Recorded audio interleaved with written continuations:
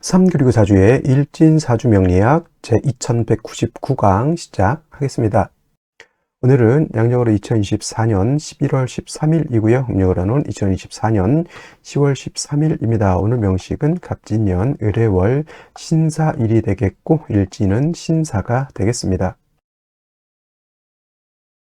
자, 사주라고 하는 것, 사주팔자라고 하는 것을 분석하는 것은 물론 이제 부기빈천도 보고요, 길흉화복도 보고 내 밥그릇이 얼마나 큰지, 나의 명예는 얼마나 큰지, 또는 나의 재물은 어느 정도 되는지 이런 것들도 이제 분석해 보기 위해서 이제 사주를 공부하고 연구를 하게 되는데, 그중에서 또 한번 오늘도 강조의 말씀을 드린 것, 가장 중요한 것, 8글자 중에서 가장 중요한 것은 일간과 원령이라고 하는 것을 다시 한번 강조의 말씀을 드리면서, 오늘 공부할 명식의 일간은 바로 신이라고 하는 천간이 일간이 되겠습니다. 신이라고 하는 천간, 10개의 천간이 있습니다. 갑을, 병정, 무기경신, 임계라고 하는 10개의 천간이 있는데, 이 신이라고 하는 천간은 8번째 천간이 되겠죠. 갑, 을, 병정, 무, 기, 경, 어저께 경금까지 했고요. 오늘은 신이라고 하는 이제 천간에 대해서 공부를 합니다. 신이라고 하는 천간, 여덟 번째 천간이 되겠고,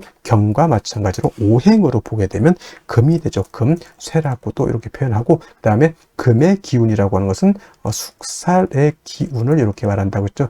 서늘하고 오싹한 기운, 상대적인 개념은 금금목하기 때문에 금의 오싹한 기운의 반대는 어떤 게 목의 따뜻한 온기가 될 것이고요. 화의 뜨거운 열기에 반대되는 것은 수의 아주 차가운 한기, 냉기가 될 것입니다. 그래서 금이라고 하는 오행으로 놓고 봤을 때 경금이 됐든 신금이 됐든 쇠라고 하는 금은 숙살의 그런 차가운 기운을 가지고 있는 것이고, 그 다음에 계절은 역시나 가을이 되겠습니다. 천간으로 경금, 신금이 가을이다라고 하면 실은 신유, 술, 월이 가을이면서 금이 왕한 금왕절이 된다라고 보시면 되겠고요. 자, 신유, 술, 월은 방향으로는 서쪽이 되죠. 서쪽이 되면서 금이 왕한 계절, 그 다음에 금의 색깔은 백색이 되면서, 그 다음에 주관하는 사신 중에 하나 백호라고 하는 것이 있습니다. 사신 중에서 주잡도 있고, 청룡, 좌청룡, 우백호, 그 다음에 현무, 그 다음에 구진이라는 것도 토를 주관하는 것이 구진이라고 하는데, 그 5가지 신 중에서 유독 우리가 눈으로 볼 수 있는 것, 그죠? 축복인지는 모르겠지만 백호, 좀 백호도 약간 사람을 치면 약간 특이 같은 개념이죠. 원래는 안 태어나야 되는 그런 것인데 어떻게 해서 약간 돌연변이식으로 태어나는 것이 이걸 백호라고는 하는데, 일단은 귀하다 보니까 이걸 갖다가 사신에 한번 늦지 않았나라는 생각을 한번 해보게 되고요. 그 다음에 오상이라고 하는 것, 인의 예지신이라고 하는 오상으로 봤을 때 경금과 마찬가지로 금이라고 하는 것은 의를 주관한다라고 볼 수 있죠. 우리나라 치면 이순신, 성웅 이순신 같은 것, 그다음에 체게바라 같은 어떤 그런 사람도 있을 것이고, 옛날 주면 큰 명장들 많이 있을 것입니다. 옛날 중국 삼국지에서는 제가 이제 관우를 이제 많이 의를 설명할 때 관우를 많이 설명을 했었는데, 요즘은 이제 성웅 어떤 분, 우리나라 이순신 장군을 예를 들면서 인의예지신에서 의를 생각할 때 여러분 항상 이순신 장군, 성웅 이순신 장군을 생각해 두시면 좋겠습니다. 그래서 신금일간이든 경금일간이든 의로움을 좀 많이 좋아하고요. 그 다음에 강단도 있고 뚝심도 있고, 그 다음에 금일간이기 때문에 숙살의 기운을 가지고 있기 때문에 사람이 좀 냉정하고 좀 무뚝뚝해 보이지만, 또 의외로 경금일간들, 신금일간들이 겉으로는 되게 차갑고 강해 보이지만 또 의외로 또 속마음은 매우 또 여린 그러한 사람들도 없지 않아 있다라고 말씀을 드릴 수 있고요. 그 다음에 일간이 신금이기 때문에 이 사주는 의만 주관한다가 아니고요. 그냥 오행으로 금이 의를 주관한다라고 설명드린 것이지, 이 사주가 의를 너무 주관한다가 아닙니다. 사람은 인의예지신 모두를 다 중요시하게 생각해야지, 너무 의만을 주관하게 되면 사람이 인자함이 떨어집니다. 그러니까 예를 들면 우리 명랑에서 볼 때 이순신 장군이 탈령한 사람을 갖다가 끌고 오니까 바로 할 말 있느냐? 없습니다. 바로 목을 베었죠. 이게 의를 굉장히 중요시하지만 맨날 사람들 보면 너 도망가면 죽어, 도망가면 죽어, 이것만 하면 되겠습니까? 그럼 무서워서 사람이 어떻게 삽니까? 남자들 군대 가더라도요, 위에 상사들이, 선임들이 좀 얼차례도 시키고 훈련도 좀 빡시게 시키겠지만은 그래도 먹는 것도 챙겨주고 집안에 일 생기면 집에 갔다 오라고 또 챙겨주고 합니다. 그래서 사람이라고 하는 것은 어쩔 수 없는 환경이라고 하는 것이 있어요. 군인은 의를 주관할 수밖에 없겠죠. 선생님은 뭘 주관했죠? 좀 인자함 같은 거, 어머니 같은 마음을 주관할 수밖에 없고, 그 다음에 예를 들어서 회사 경영자는 좀 신망, 회사의 어떤 신망, 그죠? 나는 이 제품을 만들 때보다 사람들이 믿을 수 있게 아주 안정된 제품을 만든다. 차를 만드는데 예를 들어서 급발진이 생기면 사람이 그거 어떻게 탑니까? 그건 차에 대한 신뢰가 떨어지는 거잖아요. 그래서 뭐 특성에 따라서 인의 예지신 중에서 어떤 걸 특정적으로 좀 강조할 수는 있겠지만 사람의 성품이라고 하는 것을 봤을 때는 인의 예지신을 모두 겸비한 사람이 완성형 인간이다, 이렇게 설명드릴 수가 있겠고요. 자, 다시 오행이라고 하는 금을 음과 양으로 구분해 볼 수가 있겠습니다. 자, 어저께 경금 공부했던 거 다시 한번 살펴볼 필요가 조금 있을 것 같은데, 자, 경금 뭐라고 했습니까? 완철금이면서 양금이라고 했죠. 양의 기운을 가지고 있는 금이 되는 것이고, 그 다음에 오늘 공부하게 되는 신금이라고 하는 것은 음의 기운을 가지고 있는 금이 되죠. 음금이 됩니다. 그래서 음과 양은 서로 대조되고 서로 상대적이고 그런 개념이다 하더라도 음과 양은 어떻다? 서로 보완 보충해주는 관계이지 서로 떨어지려고 하는 플러스 마이너스의 관계가 아니라는 것을 여러분들이 아셔야 된다. 음양 서로 붙으려고 하는 개념이지 서로 떨어지려고 하는 개념은 아니다. 양이 있어야지만 음이 존재하는 것이고 음이 또 있어야지만 양도 존재하는 것이다. 서로 보충해 주는 것인데, 양금인 경금 어저께 공부했던 것처럼 완철금이라고 하죠. 즉 강철 같은 개념이고요. 그 다음에 무쇠 같은 개념이고, 땅속에서 금방 캐는 원철 같은 개념이라고 설명했는데, 오늘 공부하게 되는 음금인 신금 뭐냐면 부드러운 보석 같은 거예요. 또는 주옥이라고도 하죠.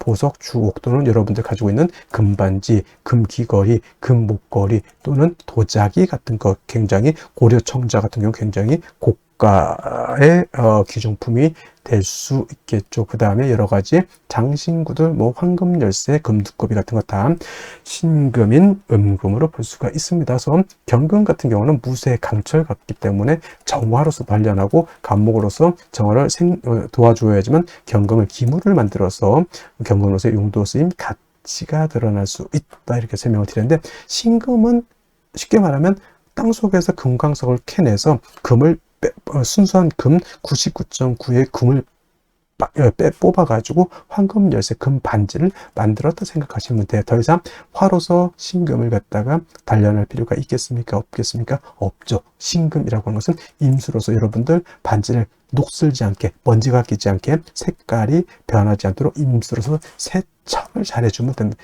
세진을 잘 해주면은 신금으로서의 가치, 신금으로서의 용도가 드러날 수 있다라고 볼 수가 있죠. 그래서 신금은 사시사철 임수를 얻어야지만 신금으로서의 귀함을 얻을 수 있다. 그러니까 같은 금이라 하더라도 양금인 경금과 음금인 신금은 이렇게 용신을 취하는 방법 자체가 다르다. 쉽게 말하면 남자라고 하는 것은 군대도 가고 좀 격렬한 격투기도 할 수 있고, 또는 뭐 아주 험악한 산악 등반도 할 수 있지만, 여자는 너무, 요즘 여자들도 뭐 운동 많이 하지만은 그래도 여자가 격투기 같은 거 하기보다는 여자는 좀 그림도 좀 그리고 수혜도 좀 하고 또 맛있는 것도 좀 만들어 주고, 이런 개념으로서 음양의 어떤 존재 이유가 있지 않겠습니까? 그렇다고 해서 여자를 비하하는 건 아니고 음과 양의 이치가 있다는 얘기입니다. 그래서 양금인 경금은 그 나름대로의 용신을 취용하는 방법이 이렇게 있는 것이고,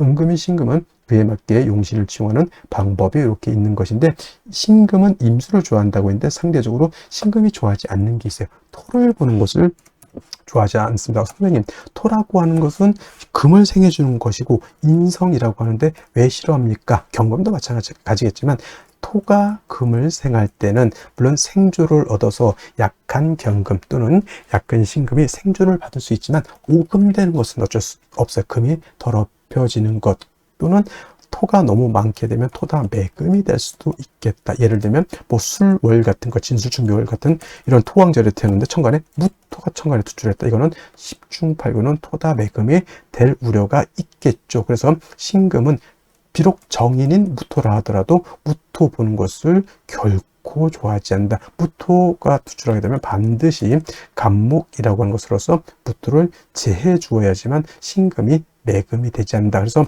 여러분들 신금은 이것만 생각하시면 돼요. 임수로서 세척, 세진, 토세주곡 하는 것은 엄청나게 좋아하지만 토가 많아서 오금되는 것, 토가 많아서 매금되는 것은 결코 좋아하지 않는다. 이 정도만 알고 있어도 신금에 대해서는 크게 어렵지 않게 용신을 취용할 수 있다. 물론 이제 임수를 용신으로 치지만 상황에 따라서 신금일간이 목이 너무 많다, 경금을 용신으로 취용할 수도 있겠고요. 신금일간이 수가 너무 많으면 이때는 비록 무토라 하더라도 무토로서 많은 수를 제할 필요는 있습니다. 이때는 물론 무토로서 임수를 제한 경우에는 수를 제하는 용도는 있지만 무토 역시 신금을 갖다가 더럽히는 그러한 폐단은 없지 않아 있죠. 그래서 신금은 가장 좋은 것은 일간이 약할 경우에는 토를 보는 것보다는 비경겁적인 금을 보는 것을 더 좋아한다라고 보시면 되겠고, 특히나 신금 같은 경우는 특히나 어떤 걸 좋아한다죠? 금백, 수청하는 것을 매우 좋아하죠. 금도 하얗고 물도 하얗게 되는 것을 좋아하죠. 그리고 금백수청이라고도 하고요. 금수쌍청이라고 하는데 대체적으로 유월의 신금 같은 경우가 바로 이런 금백수청을 좋아한다, 이렇게 보시면 되겠는데, 이제 원령에 따라서 이제 달리 보는데 가장 금이 깨끗할 때가 유월이라고 해서 임수가 됐던 개수가 됐던 신금이 됐던 뭐 경금도 간혹 그럴 때는 있겠지만은 금백수청은 12달 중에서 바로 유월이라고 하는 점, 양력을 한 9월 정도 되겠죠. 9월 정도, 그때가 가장 좋은 시절이다, 맑고 깨끗한 시절이다, 이렇게 생각하시면 되겠습니다. 그리고 이제 일간의 특성을 알았으면 다음은 이제 원령이 어느 원령이냐에 따라서 신금이 용신을 취용하는 방법이 조금씩 달라질 수는 있겠다라고 하는 좀 융통성 있는 사고방식을 가지는 것도 필요하겠다라는 말씀을 드리면서, 자, 원령에 대해서 한번 알아보도록 하겠습니다. 자, 다음으로 월령에 대해서 알아보도록 하겠습니다. 자, 월령이라고도 하고요, 월지라고도 하고 월원이라고도 표현하죠. 제강이라고 하는 표현도 쓰긴 하지만 이렇게 기본적으로 월령, 월지, 월원이라고 하는 것은 다 같은 것을 말합니다. 월주의 지지를 말하는 것이고, 이 월령, 월지, 월원이 중요하다라고 보는 것은 이 네 지지 중에서 유독 이 월지만이 계절의 개념을 가지고 있고요. 계절이라고 하는 것은 추나 추동을 말하는 것인데, 이 월지 안에 어떤 핵심을 갖고 있느냐? 왕세와 한열의 개념을 가지고 있다. 사주는 어떤 사주가 중요한 것이다? 좋은 것이다.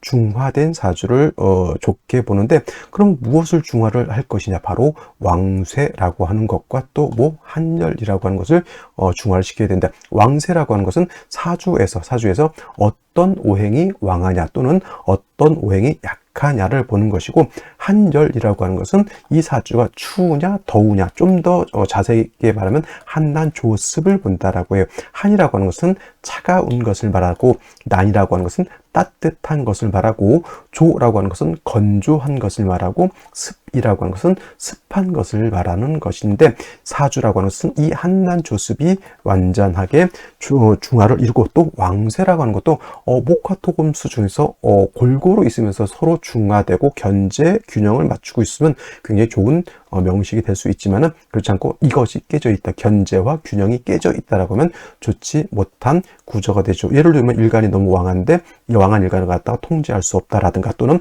일간이 너무 약한데 식상이 왕하든가, 일간이 약한데 관성이 왕하든가 하면 안 된다는 얘기입니다. 그래서 사주는 중화된 사주를 중요시하는데, 왕세와 한열의 중화가 그만큼 중요한 것이고, 이것을 가늠해 볼 수 있는 것이 바로 이 월령, 월지, 월원이라고 하는 것이다. 근데 이제 이번에는 해월이 되겠죠. 해월. 자, 해월, 일단은 월을 볼 때는 절기가 어떤 것이 있느냐를 먼저 볼 수 있죠. 입동과 뭐가 있습니까? 소설이 들어가 있죠. 소설도 나름대로의 의미가 없지 않아 있겠지만은, 중요한 것은 입동이라고 하는 절기가 되어야지만, 이 전의 어디에서 술월에서 이 해월로 전환이 된다. 술월은 신유술 늦가을에서 해월로 넘어오는 환절기라고 제가 말씀을 드렸고요.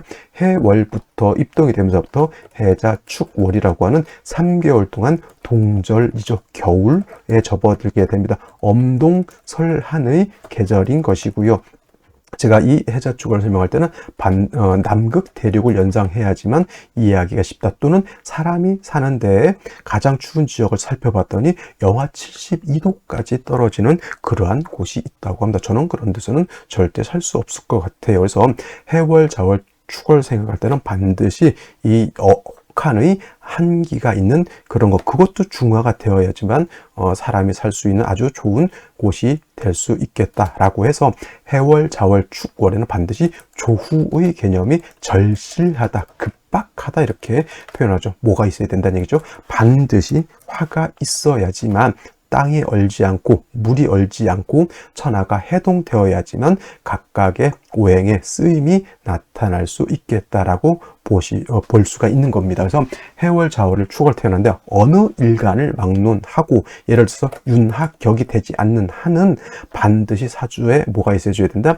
화가 있어줘야 되는 것이고, 이때 화라고 하는 것은 조후를 위해서 이렇게 쓰는 것이기 때문에 어떤 화, 음화보다는 양화가 있는 것이 좋겠다. 병화가, 뿌리 있는 병화가 천간에 투출하게 되면 엄동이라 하더라도 천하를 비춰주는, 천하를 따뜻하게 해주는 태양이 뜨는 것과 같다. 이때 뭐 어떤 분들 병병병조 병화가 2개면 안 좋다 이렇게 보시는 분들도 있는데, 해자축월에는 병화 2개 있어도 오히려 다다익선이다. 다다익선이 된다. 물론 뿌리가 당연히 지지로 있어줘야 된다라고 하는 것도 여러분들 알아두셨으면 좋겠고요. 그 다음에 신유술은 방향은 북방이죠. 색깔은 검정색이 되겠습니다. 수가 왕한 수왕절이 되는데 해월은 수의 임관지가 돼서 수가 왕하고요. 그 다음에 다음 달 자월 같은 경우에는 수의 제왕지가 되는 것이니 해월, 자월이 가장 12달 중에서 수기가 가장 왕하다라고 하는 것. 여러분, 수가 특히나 해월, 자월, 축월에 수가 많다라고 하는 뜻은 물이 많다라고만 여러분들 생각하시면 절대 안 되고요. 해자, 축월에 수가 1점, 2점, 3점 많아진다라고 해서 기온이 급속하게 떨어진다, 기온이 하강한다라고 하는 것, 얼어 죽는다 이렇게 생각하시면 될 것 같습니다. 그래서 해월 같은 경우 수가 왕한 계절이라고 하는 것 꼭 명심해 두시고, 그 다음에 또 이제 해월에서 볼 것은 지장간을 한번 볼 필요가 있겠죠. 무토라고 하는 지장간이 초기라고 해서 있고요. 그 다음에 간목이라고 하는 지장간이 중기라고 있고요. 그 다음에 해의 본기는 임수가 되죠. 임수. 그래서 해수는 용, 양이라고 해서 몸체는 음이죠. 원래는 자수가 양이고 해수가 음이 돼서 몸체는 해수가 음이지만은 그 지장간 본기가 임수이기 때문에 쓰는 것은 양어로 쓴다 해서 용, 양이라고 이렇게 표현을 합니다. 근데 이제 지장간을 봤을 때 해중에 있는 무토가 있긴 하지만 무토는 쓴다 안 쓴다? 불용, 쓰지 않는다라고 하는 것은 어떤 쪽으로는 쓰지 않는다? 격을 잡는다거나 용신을 취용할 때 해중에 있는 무토를 쓴다 안 쓴다? 안 쓴다라고 이렇게 보시면 되겠고요. 해중에 있는 간목은 격을 취용할 수 있습니다. 예를 들면 뭐 무토일간이 해월이 되는데 간목이 투출되어 있다면 간목으로서 편관, 격을 잡을 수가 있고요. 그 다음에 해월 같은 경우에는 뭘 할 수 있죠? 지지로 합을 할 때 해, 묘, 미, 목국을 형성할 수도 있겠고, 또 한 가지 뭘 할 수가 있죠? 그렇죠. 인해, 함, 목도 가능하다 보니 해월이라 하더라도 인해 한목이 되거나 해묘미 목국을 짜게 되면 이때는 마치 봄의 나무처럼 목이 왕해질 수도 있다라고 하는 것을 또 생각해 보실 필요도 있겠고, 만약에 임수 같은 것이 투출하게 되면 본기가 투출되는 것이죠. 이거는 수가 너무 많아지게 되는 것이 문제가 될 수가 있다. 자, 수가 한 점 투출하게 되면 물론 물이 많은 걸로도 볼 수 있지만 당연히 보다 한기가 급속하게 떨어진다라고 하는 것을 여러분들 머릿속에 꼭 기억해 두시고 사주를 보시면 좋을 것 같습니다.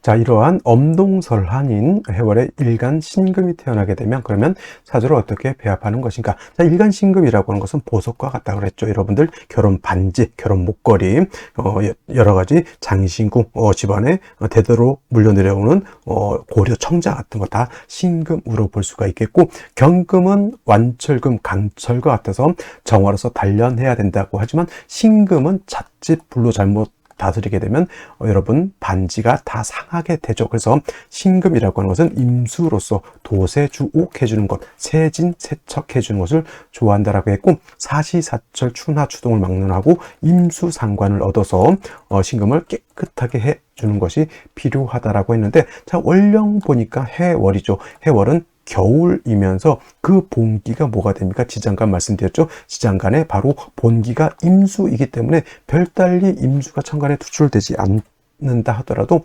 월령 자체에서 임수를 얻었기 때문에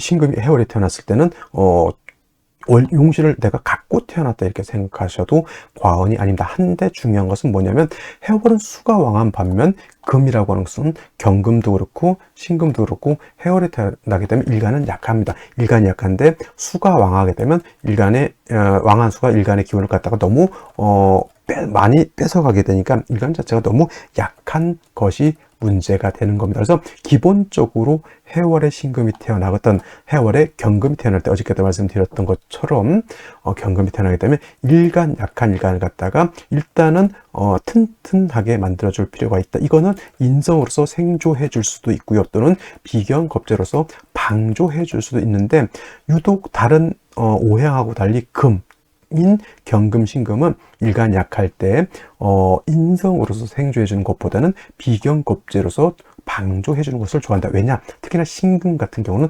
보석과 같다라고 말씀드렸죠. 토를 보게 되면 아무리 나를 생조해 준다 하더라도 토라고 하는 것은 나를 더럽힌다, 오금시켜주는 더럽히게 되고, 많으면 심하면 토가 많아지면 뭘 한다? 매금도 시켜버릴 수 있기 때문에 절대는 아니지만 토보다는 같은 금이 있는 것이 좋겠죠. 그래서 예를 들면 해월이라든가 자월 같은 때 경금, 신금이 약할 때는 지지로 신금이라든가 유금 같은 것이 있어서 뿌리를 얻는 것이 더욱더 좋겠다라고 말씀을 드릴 수가 있겠죠. 중요한 것은 해월은 겨울이잖아요. 아무리 임수를 월령에서 얻었다 하더라도 화가 없으면 물도 얼고요, 금도 얼게 되죠. 이걸 유식한 말로 금한수냉이라고 이렇게 보죠. 금은 차갑고 물도 얼게 되는 그러한 구조. 금도 차가우면 용도가 없는 것이고요, 물도 얼게 되면 용도가 없다라고 볼 수 있습니다. 그래서 월령 자체 임수를 얻었기 때문에 일단 제일 중요한 것은 화를 얻었느냐, 화를 얻지 못했느냐가 관건이 되겠습니다. 해월의 신금이 임수를 얻었는데 화가 없다 그러면 다 얼어붙어 버리게 되는 것이니 반드시 병화를 얻는 것이 필요하겠고, 뭐 간목 같은 것이 있어서 병화를 이렇게 생조해 주는 것도 필요하다. 물론 이제 병화가 지지로 인사오등이 뿌리를 얻는다라고 하면 뭐 금상첨화 있겠지만은 그렇지 않다라고 하면 간목으로서 병화를 이렇게 생조해 주는 것도 필요하고요. 만약에 이제 임수 같은 것이 천간에 투출할 수도 있는데, 만약에 임수가 천간에 투출한다라고 하면 화의 뿌리가 튼튼할수록 좋을 것이다. 단 뭐는 투출되면 안 된다. 뭐다? 개수는 투출되면 안 된다. 개수가 투출하게 되면 이 개수는 뭐다? 화를 곤하게 만들고요. 그 다음에 개수는 기운을 더 하강시킬 것이고요. 근데 이 개수가 또 뭐든 못한다? 그죠? 신금을 도세주옥하는 일은 또 못한다. 바보 같은 개수죠. 물론 겨울이 아니라 여름에 만약에 이걸 글자를 바꿔볼까요? 사로 한번 바꿔봐요. 이렇게 됐을 때는 뭐다? 얘는 도세주옥은 못한다 하더라도 조후하는 용신, 희신으로 쓸 수가 있죠. 임수면 더욱 좋겠지만, 근데 글자가 사가 아니라 여기가 해가 되기 때문에 개수는 해자 주간에 천간에 투출하는 것은 그닥 그렇게 좋게 볼 수만은 없다. 오히려 얘는 기운을 하강시키고 병화를 갖다 곤하게 만드는 아주 기신으로서의 역할을 톡톡히 하는 그런 글자가 될 것이다. 임수는 그러면 기운을 하강시키지 않습니까? 당연히 임수도 기운을 하강시키는 것은 맞지만 그래도 임수는 신금을 도세주목하는 아주 이 신금 입장에서는 굉장히 좋은 역할을 하고요. 그 임수가 특출한 만큼 당연히 화도 같이 세력을 얻는 것이 필요하다. 해월의 신금 당연히 일간 신금의 뿌리만 있다라고 하면 당연히 울로 대운의 흐름은 목화 운으로 가는 것이 바람직하겠다라고 말씀을 드릴 수가 있겠습니다. 자, 다시 오늘의 명식을 살펴보도록 하겠습니다. 자, 일간, 신금, 일간이 되겠고요. 신금 일간이 태어난 월령, 해월이 되겠습니다. 일간의 특성과 월령의 특성, 중요한 두 축의 개념이 될 것이고요. 세 번째 중요한 개념, 격국과 용신이라고 하는 것이 있습니다. 제가 이게 순서대로 설명을 하는 것은 여러분들이 사주를 볼 때 제일 먼저 8글자가 다 있잖아요.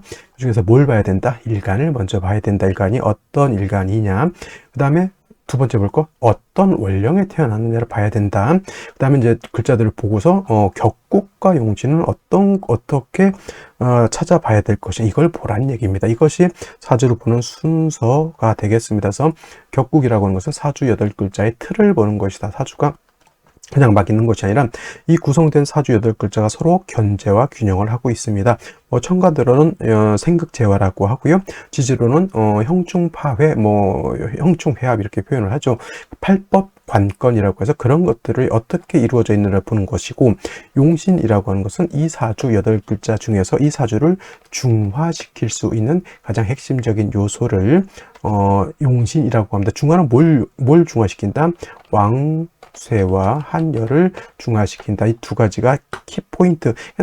이게 사주는 딱 필요 없어요. 이 중화, 이 왕쇠 한열을 어떻게 중화시킬 것이냐, 이것이 관건입니다. 이 외에 신살이라든가 삼재라든가 공망이라든가 그런 이론들은 크게 중요하지 않다. 이것이 가장 중요한 핵심이다. 그래서 제가 강의하는 내용은 여러분들 어렵게 느껴질 수는 있겠지만은 처음부터 이렇게 좀 빡세게 공부해 놓고 나면은 진짜 쉬운 것이 또 의외로 쉬운 것이 사주 명리학이라는 것도 여러분들이 좀 이해했으면 좋겠고요. 자, 격국 말씀드렸고 용신 말씀드렸습니다. 자, 격국 용신이라고 하는 것도 일간과 월령이라고 하는 토대 위에서 설명드릴 수 있는데, 자, 신금이라고 하는 것 음금이 되겠습니다. 천간에 금이 경금과 신금이 있는데 경금은 양금, 신금은 음금 이렇게 표현하죠. 그 다음에 지지로 해수는 양수가 됩니다. 선생님 아닙니까? 그래서 해수는 용양이라고 해서 몸체는 음이지만 쓰는 것은 양으로 쓴다. 해수라고 하는 것 왜 그럴까요? 지장간이 있습니다. 무토가 있고요. 그 다음에 중기로 간목이라고 하는 것이 있고 본기 이거 중에 임수가 있습니다. 원래 자수는 양, 해수는 음이 맞습니다. 근데 그 본기가 뭐가 있다? 양수인 임수가 있기 때문에 몸체는 음이지만 쓰는 것은 양으로 쓴다. 이렇게 보는 겁니다. 그래서 음금이 양수를 받다. 음대 양의 관계, 금이라고 하는 것은 수를 생한다. 어떤 관계? 상생의 관계가 있다라고 하고, 상생 관계는 우리가 천륜지간, 천륜 관계로 보죠. 천륜 관계, 그 부모 자식 간으로 본다는 얘기고, 참고로 이제 극의 관계, 상극 관계는 일륜지간, 그래서 부부 관계로 본다. 이런 거 참고적으로 알아두셨으면 좋겠고요. 자, 금생수, 일간인 신금인 내가 수를 생하는 것이다. 아생자라고 했습니다. 아생자 식상이라고 하고요.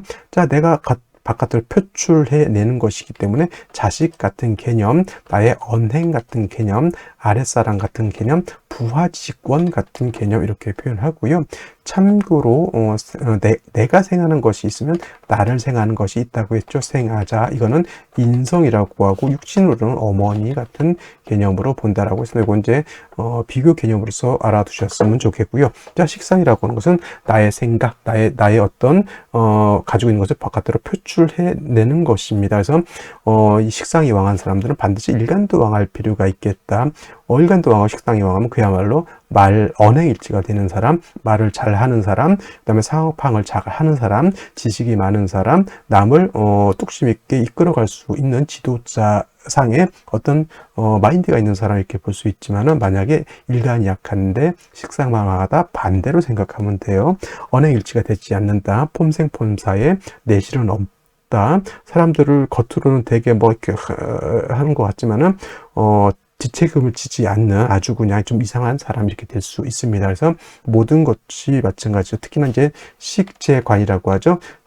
식상, 재성, 관상은 반드시 일간이 신왕해야 감당할 수 있다. 오늘 같은 경우는 이제 식상이 되겠습니다. 그리고 신금이 해월에 태어났잖아요. 식상은 식신과 상관으로 이렇게 구분해 볼 수 있는데, 식신이라고 하는 것은 일간과 식상과의 관계가 양대 양의 관계, 어저께 경금이 해월에 태어났을 때 양대 양의 관계가 성립됐었죠. 반대로 음대 음의 관계, 이렇게 되면 식신이라고 하고요. 오늘 상관이라고 하는 것은 오늘처럼 음대 양의 관계가 성립이 되거나 또는 양대 양의 관계, 양대 양의 관계가 성립이 아니죠. 양대 양이 아니죠. 양대 음이 관계가 음양의 조화가 맞아야 되니까 양대 음의 관계가 성립되면 상관이 되겠습니다. 그래서 신금이 해월에 태어나게 되면 상관격이 되죠. 자, 이걸 조금 더 좀 자세하게 설명하게 되면, 해월은 수왕절이죠. 그러니까 상관이 굉장히 왕할 겁니다. 근데 해월은 금은 병지가 되니까 신약한 상태에서 상관이 왕하죠. 이걸 갖다가 진상관격이라고 합니다. 진짜를 붙입니다. 진짜 상관격. 그래서 이거 진짜를 붙이면 뭐다? 일간이 약하고 상관이 왕하다. 근데 가상관격도 있습니다. 가짜, 거짓 가짜를 쓰죠. 이거는 일간이 왕하고 상관이 약한 것을 말합니다. 그래서 진상관이냐 가상관이냐 이렇게 표현하기도 하고요. 그 다음에 이제 뭐 일간과 상관의 차이 에 따라서 금수진상관격이냐 또는 수목진상관격이냐 목화진상관격이냐 화토진상관격이냐 토금진상관격이냐 이렇게 해서 5가지로 구분해 볼 수가 있는데, 오늘은 금이 수를 생하는 금수진상관, 앞에 것이 일간이고 뒤에 것이 상관이다. 이렇게. 그래서 금수진상관, 진상관격이 되면 일간이 약하고 상관이 약하니까 당연히 설기태과 또는 설기과다한 그런 사주가 될 수밖에 없겠죠. 중요한 거 뭐예요? 신약 사주란 얘기입니다. 반드시 일간을 생조해 줄 수 있는 인성 또는 비견겁제의 인비라고 하죠. 인성 또는 비견겁제를 비겁을 말한다라고 하는 점, 일간, 그러니까 중요한 것, 약한 일간을 도와줘야 된다라고 하는 점 하나가 포인트고요. 해월은 겨울이라고 했습니다. 겨울, 맹동이라기보다는 이제 엄동설한, 엄청나게 춥다는 얘기죠. 그러니까 조후도 해야 된다는 개념이 성립이 되죠. 그래서 해월에 어느 일간도 마찬가지겠지만 해월에 신금 일간이 태어나게 되면 태어난데 화가 없다. 우리가 이제 금한 수냉이라고 합니다. 금도 차갑고 물은 얼고 이렇게 된다는 얘기죠. 그래서 반드시 뿌리 있는 화를 얻어서 조후해야지만 금한 수냉이 아니라 금도 따뜻하고 물도 따뜻하다. 금난 수온의 상태가 돼. 모든 것은 얼면 결빙되면 용도가 없게 되겠죠. 그래서 반드시 해자 축월에 이러한 것들은 반드시 화가 있어줘야 된다. 근데 해월에 화도 약하니까 간목 같은 것이 있어서 병화를 생조해 주거나 지지로 인사 5등이 있어서 병화가 뿌리를 내리는 것도 필요하다라고 하는 점 한 가지 더 말씀드리고, 그 다음에 일간 자체가 약하기 때문에 약한 일간을 도와줘야 된다. 인성으로 도와준다는 것은 토로 도와주는 것이고, 비견겁제로서 도와준다라고 하는 것은 금으로 도와주는 것인데, 일간의 특성상 다른 것과는 달리 경금 또는 신금은 일간이 약하면 토로서 도와주는 것보다는 비견겁제인 금으로서 도와주는 것이 좋다. 그래서 뭐 지지로 유금이라든가 지지로 신금 같은 것이 있게 되면은 일간 자체가 뿌리를 튼튼하게 되죠. 물론 이제 금수가 강해지면 한습해질 수 있다라고는 단점이 있지만, 그래서 반드시 먼저 얻었어야 되는 것보다 화를 충분히 얻어서 따뜻하게 해놓은 상태에서, 그렇죠, 금수를 쓰게 되면 문제가 없다. 겨울에 물을 쓸 때 옆에다가 뭐에 군불 지펴놓고 뜨끈뜨끈하게 해놓고 물을 펄펄 끓여놓은 다음에 그 물을 쓰게 되면은 문제가 되지 않죠. 그래서 겨울에는 일단 화가 있느냐 없느냐가 매우 중요하다라고 말씀을 드리면서 일단 연지 보도록 하겠습니다. 진토를 얻었습니다. 진토. 자, 신금 입장에서 진토는 정인에 해당이 되고요.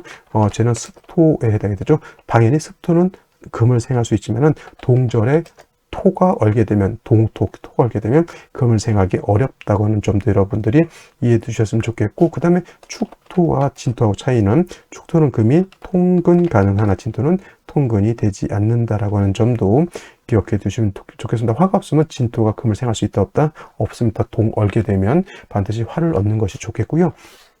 자, 월간의 을목이 있고요. 그 다음에 연간의 간목이 또 있습니다. 그래서 이렇게 되게 되면은 일간은 진해생을 받는다 하더라도, 물론 화가 필요하겠지만 진해생을 받는다 하더라도 약하고 상관과 재성이 좀 세라 그렇죠. 그러니까 일간 약해서 상관 재성을 다 감당하기가 어렵다. 그래서 좀 신약한 것이 문제 있는데, 더 큰 문제가 있죠. 여기 있죠. 사화가 있습니다. 사화를 얻게 되면 조후할 수도 있고요. 신금이 일지는 사준 경금에 뿌리도 통근도 가능한데, 오늘 뭐다? 해수하고 사화하고, 이것이 만약에 신사일주가 아니고 그냥 사시에 뭐 여기다 유금을 얻었다 이러면은 나쁘지 않습니다. 근데 이것이 이렇게 되어 있기 때문에 뭐가 된다?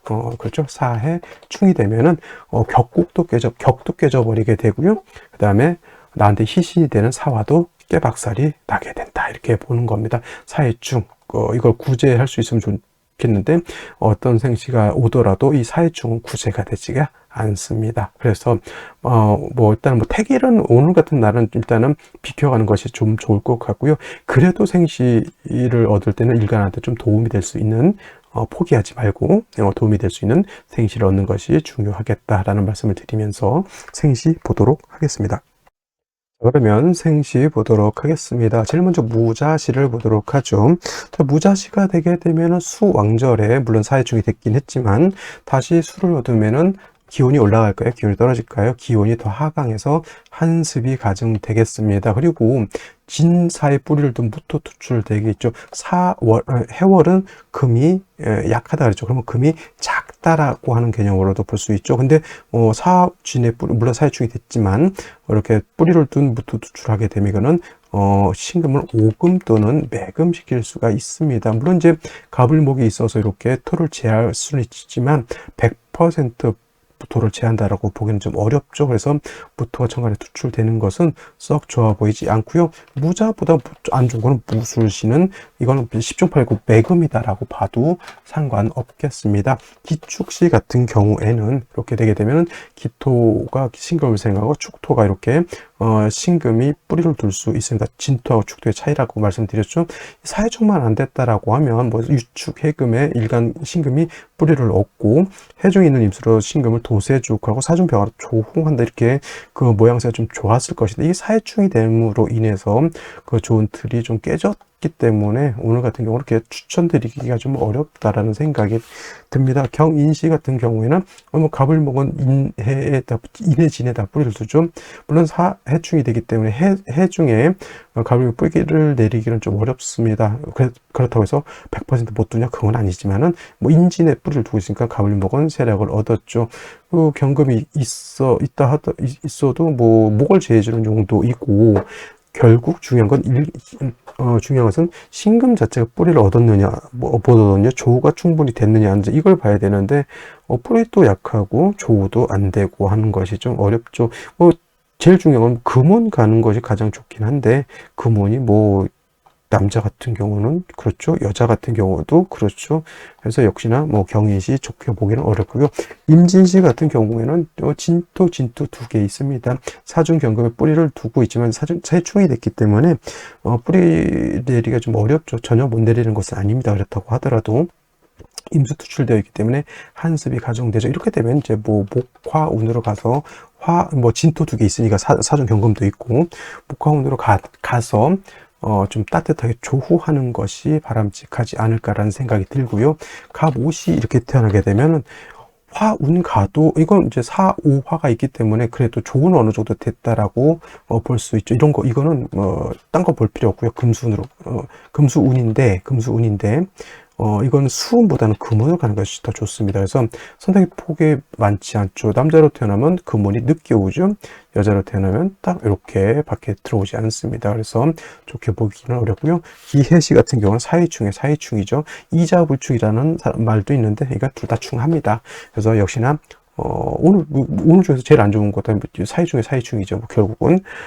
그리고 썩 좋은 생시는 만나기는 좀 어려운데, 만약에라도 그냥 그래도 하나 건져야 된다라고 하면 저는 병신시 정도 생각하는 것이 가장 좋지 않을까라는 생각을 한번 해봅니다. 병화가 투출되어 있고요. 그 다음에 신금의 뿌리를 둘 수 있기 때문에 다른 어느 생시에 비해서 그래도 두 가지 일간의 뿌리와 조로 같이 잡을 수 있는 것은 오늘 같은 경우에는 병신시 하나밖에 보이지 않는다. 이것이 제가 보는 관점입니다. 자, 될 수 있으면 오늘 같은 경우는 사회충이 되기 때문에 이날을 태기를 해서 낳는다. 그건 좀 이상한 거고요. 자연분만으로 낳는다면 될 수 있으면 요 생시로 맞추는 것이 좋지 않을까라는 생각을 해보게 됩니다. 자, 오늘 여기까지 설명드리도록 하겠고, 저는 내일 또 찾아뵙도록 하겠습니다. 감사합니다.